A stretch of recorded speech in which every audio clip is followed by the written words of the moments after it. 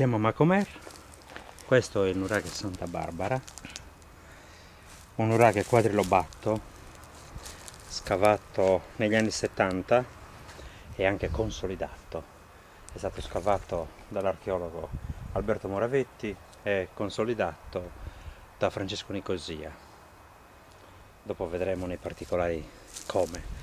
Tanto qui possiamo vedere già le colate di cemento fra i blocchi, proprio per tenerli insieme.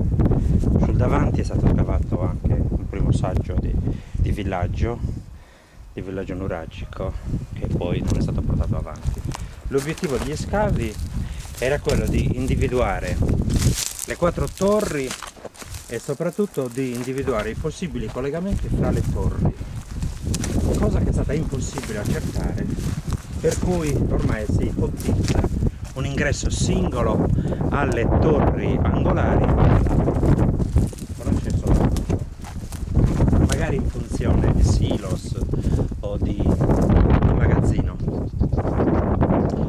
Abbiamo al centro il mastio centrale, principale, che è suddiviso su 2 piani percorribili con una scala interna al terrazzo di svettamento.